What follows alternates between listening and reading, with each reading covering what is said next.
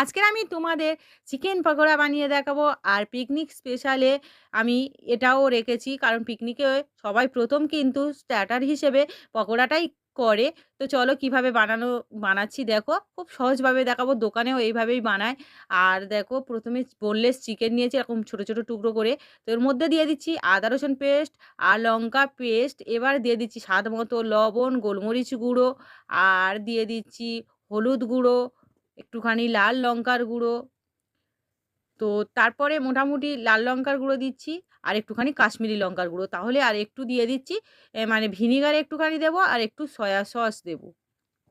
এখানে ভিনিগার আর সয়া সসটা দেবে, দেখবে পকোড়ার টেস্টটা কিন্তু একদম দোকানের মতো হবে বা অনুষ্ঠান বাড়ির মতন হবে। তো তারপরে হাত দিয়ে খুব ভালো করে কিন্তু মেখে নিচ্ছি দেখো। আর মাখাটা ভালো করে মেখে নেওয়া হয়ে গেলে এটা কি করব, আমি সাইডে রেখে দেব। মোটামুটি একটু ম্যাগনেট করা থাক ঘন্টাখানেকের জন্য। তো ১ ঘন্টা পরে আমি দেখাচ্ছি দেখো। ১ ঘন্টা পরে আমি ফিরে এলাম। আবার ওর মধ্যে দিয়ে দিচ্ছি। আর দেখো চিকেনগুলো মোটামুটি এই যে মশলাগুলো কিন্তু খুব ভালোভাবে ওর মধ্যে সোক করেছে। এবার দিয়ে দিচ্ছি পেঁয়াজ কুচি। তো পেঁয়াজ কুচি দিয়ে দিলাম। একটু পেঁয়াজটা ভালো করে হাত দিয়ে এইভাবে মিজে মিজে দিলেই কি হয়, পেঁয়াজটা নরম মতো হয়ে যাবে, পেঁয়াজ থেকে জলটাও মোটামুটি বের হয়ে যাবে।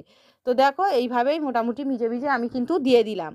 তো তারপরে দিয়ে দিচ্ছি কাঁচা লঙ্কা কুচি, আর একটু ধনেপাতা কুচি দিয়ে দিলাম। আর এখানে কর্নফ্লাওয়ার, এখানে ২ চামচ কর্নফ্লাওয়ার দিয়ে দিলাম।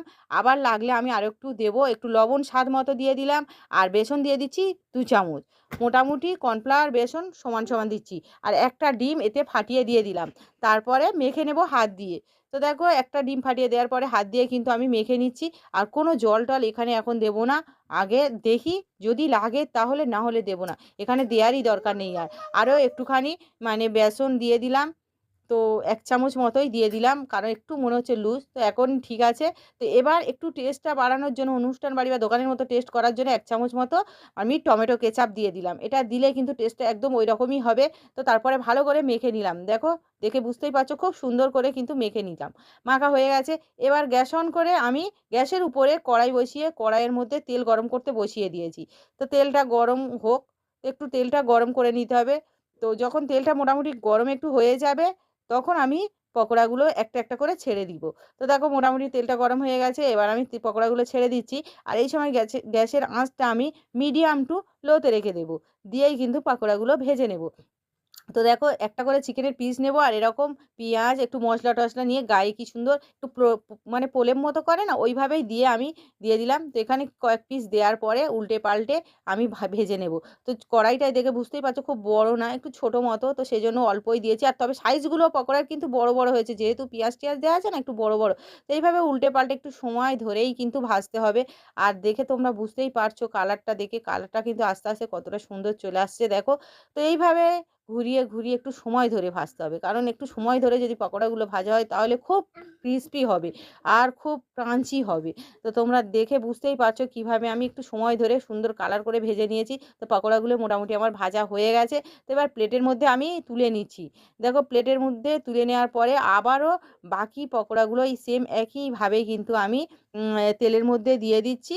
দেখো, আর একইভাবে আমি উল্টে পাল্টে সুন্দর কালার করে ভেজে নেব। তো পকোড়াগুলো হয়তো একটু ভাজতে সময় লাগবে, কিন্তু খেতে দুর্দান্ত লাগে, খেতে সময় লাগে না। তো দেখো, উল্টে পাল্টে এই ব্যাচটাও ভাজা হয়ে গেছে। আর কালারগুলো দেখে বুঝতেই পারছো কতটা সুন্দর কালার হয়েছে। তো এইভাবে সবগুলোই কিন্তু বানিয়ে নিয়েছি। আর একটা ভেঙেও দেখাচ্ছি, দেখো একটু ঠান্ডা মতো, কতটা সুন্দর হয়েছে দেখে বুঝতেই পারছো। তো তোমরা এইভাবেই কিন্তু পিকনিকে পকোড়া বানিয়ে নিতে পারো, চিকেন পকোড়া বানিয়ে নিতে পারো। খেতে অসাধারণ হয়। তো প্লেটের মধ্যে আমি সাজিয়ে দিলাম। দেখো, দেখতে যেমন সুন্দর, খেতেও দুর্দান্ত। তো পিকনিক স্পেশালে এটা হলো আরও একটা রেসিপি, মানে একদম শুরুর রেসিপি বললেই চলে, মানে স্টার্টারের রেসিপি বললেই চলে। তো আজকের মতো ভিডিওটা